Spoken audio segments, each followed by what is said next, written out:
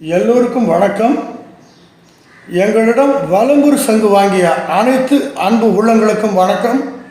அதே போல் எங்களிடம் கோமதி சக்கரம் வாங்கிய அனைத்து அன்பு உள்ளங்களுக்கும் வணக்கம். Benefits and uses of Gomathi chakra in Tamil episode 11 உங்களை சந்திப்பதில் மிகவும் மகிழ்ச்சி அடைகிறேன். இந்த எபிசோடில் குடும்பத்தில் மகிழ்ச்சி நிலவ, அமைதி நிலவ, அதே போல் செல்வம் செழிக்க கோமதி சக்கரத்தை எப்படி பயன்படுத்த வேண்டும் என்று நாம் பார்க்க போகிறோம். நான் ஏற்கனவே பார்த்தீங்கன்னா பல பேர் தினமும் கோமதி சக்கரம் எங்களிடம் வாங்குகிறார்கள்.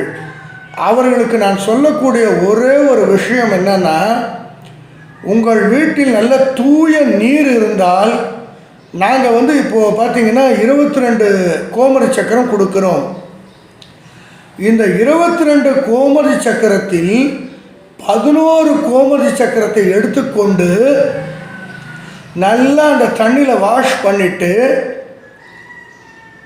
உங்கள் வீட்டில் ஒரு பூஜை பெட்டி, அதாவது சிறிய நிற பூஜை பெட்டி வாங்க வேண்டும். இது மட்டும் இல்லாமல் இன்னொரு விஷயமும் நீங்கள் வாங்கணும். என்ன வாங்கணும்னா அப்படின்னா, தவழும் கிருஷ்ணன் சிலை வெள்ளியில் இருக்குது. இது எங்கே சார் கிடைக்கும் அப்படின்னா, தவழும் கிருஷ்ணர் சிலை நகை கடைகளில் கிடைக்கும். உங்கள் வீட்டில் உள்ள அருகில் உள்ள நகை கடைகளுக்கு செல்லுங்கள். அங்கு சென்று வெள்ளியில் ஆன கிருஷ்ணர் சிலை, அதாவது கண்ணன் விக்கிரகம், தவழும் கிருஷ்ணர், ஓகேங்களா, அது ரொம்ப ரொம்ப இம்பார்ட்டன்ட். தவழும் கிருஷ்ணர் சிலையை வாங்குங்கள். இது என்னன்னா, அதே மாதிரி வெள்ளி பெட்டி, சின்ன பாக்ஸ், வெள்ளி பாக்ஸ் இருந்தாலும் பரவாயில்ல, இல்லை என்றால் கட்ட பாக்ஸ். உங்களுக்கு இது எங்கே சார் கிடைக்கும் அப்படின்னு கேட்டிங்கன்னா, சென்னையில் இருப்பவர்கள் பார்த்தசாரதி கோவிலில் அருகில் உள்ள கடைகளில் கட்டையில் அந்த பாக்ஸ், பூஜா பாக்ஸ் கிடைக்கிறது. அப்படி நீங்கள் கிடைக்கலன்னா வேறு ஏதாவது ஒரு பூஜை சாமான் விற்கும் கடைகளில் சென்று இதுக்குன்னு ஒரு பூஜா பாக்ஸ் வாங்குங்கள். அதில் என்னென்ன 2 ஐட்டம் தான் இருக்கணும். ஒன்று பார்த்தீங்கன்னா தவழும் கிருஷ்ணர் சிலை விக்கிரகம், வெள்ளி தான் இருக்கணும். நீங்கள் வேறு எந்த இதுவும் செம்போ வேறு எந்த இதுவும் யூஸ் பண்ணக்கூடாது. வெள்ளி விக்கிரகம், கிருஷ்ணர் விக்கிரகம் இருக்கணும், தவழும் கிருஷ்ணர். 2வது 11 கோமதி சக்கரம் நல்ல சுத்தமான தண்ணீரில் நீங்கள் சுத்தம் செய்ய வேண்டும். அப்படி கங்கை நீர், நீங்கள் நிறைய பேர் பார்த்தீங்கன்னா காசிக்கு போயிட்டு வந்திருப்பாங்க. அவங்க வீட்டில் அந்த கங்கை நீர் இருக்கும்.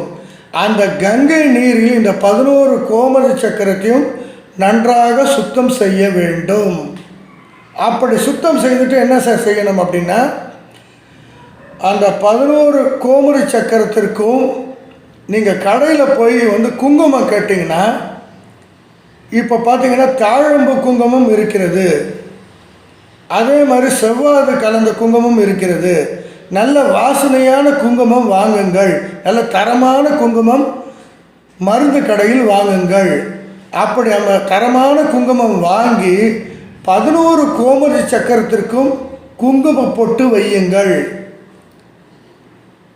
முதல்ல என்ன பண்ணணும், 11 கோமதி சக்கரத்தை நன்றாக சுத்தமான நீரில் கழுவ வேண்டும்.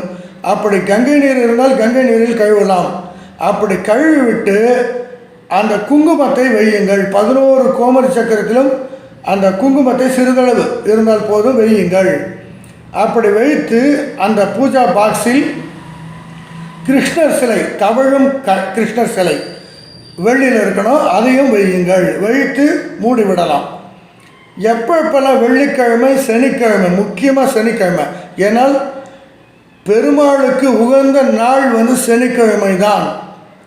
அந்த சனிக்கிழமையில் காலையில் 4:30 மணி முதல் 6 மணி வரை பிரம்ம முகூர்த்த நேரத்தில் அந்த பூஜா பாக்ஸை திறந்து அதற்கு கல்கண்டு, திராட்சை, உலர்ந்த திராட்சை இவற்றை நைவேத்தியம் செய்ய வேண்டும். அதுக்கப்புறம் பார்த்தீங்கன்னா சாம்பிராணி வத்தி இருந்தால் பரவாயில்ல, குங்கல்யம் என்று சொல்லுவார்கள். இது மருந்து கடையில் கிடைக்கும். பெருமாளுக்கு உயர்ந்த ஒரு வாசனை பொருள் குங்கல்யம் என்று பொருள். அந்த குங்கல்யம் கூட பார்த்திங்கன்னா அந்த கம்ப்யூட்டர் சாம்பிராணி மாதிரியே வரும். அதையும் ஏற்றலாம். ஏற்றி அந்த புகையை கிருஷ்ணர் சிலைக்கும் கோமதி சக்கரம் 11 கோமதி சக்கரத்திற்கும் நீங்கள் காட்ட வேண்டும்.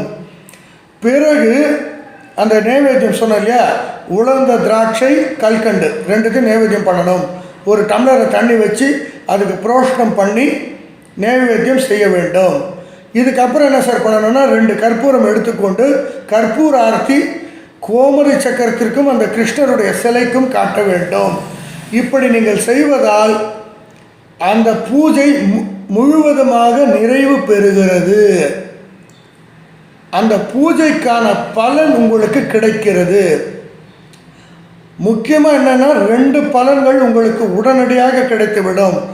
ஒன்று, மன நிம்மதி. வீட்டில் யாரும் சண்டை சச்சரவே இருக்காது, மகிழ்ச்சியாக இருக்கும். புரியுதுங்களா? வீடு அமைதியாக இருக்கும், மகிழ்ச்சியாக இருக்கும். 3வது என்ன, டப்பு, பண வரவு.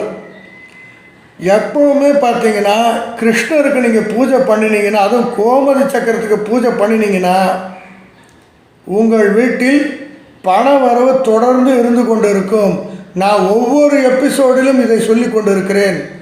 பண வரவுக்கு என்றும் தட்டுப்பாடு இருக்காது, கடன் தொல்லை இருக்காது. சார் ஒருத்தர் எனக்கு நிறைய ஃபோன்ஸ் வரும்.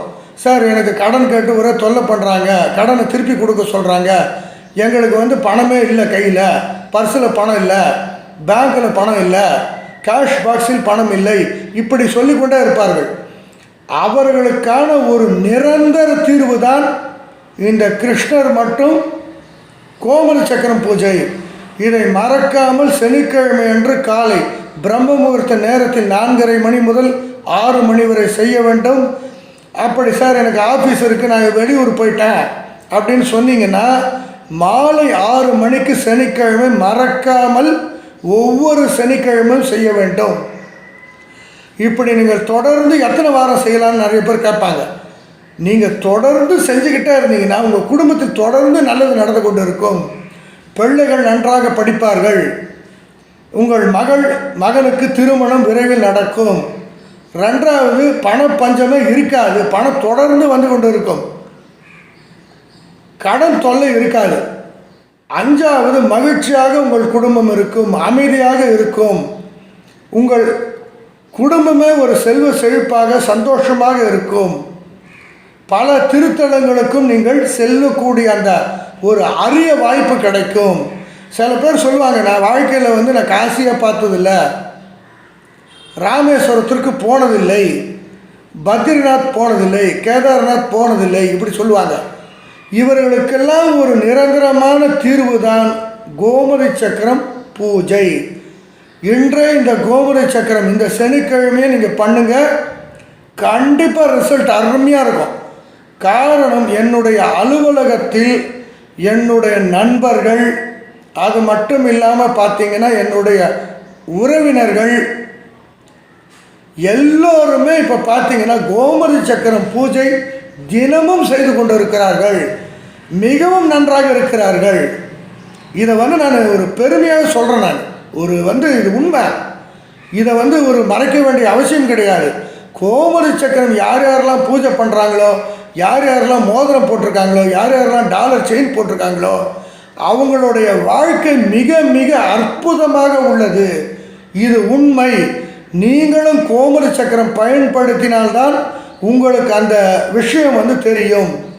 அதனால் மேலும் காலதாமதம் செய்யாமல் உடனடியாக கோமதி சக்கரம் வாங்கி நான் சொன்ன இந்த பூஜையை ஒவ்வொரு சனிக்கிழமும் தவறாமல் செய்து வாருங்கள்.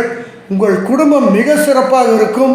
மீண்டும் ஒரு benefits and uses of Gomathi chakra in Tamil நிகழ்ச்சியில் உங்களை சந்திக்கிறேன். என்றும் அன்புடன் உங்கள் நண்பன் பரம்பூர் குமார். நன்றி, வணக்கம்.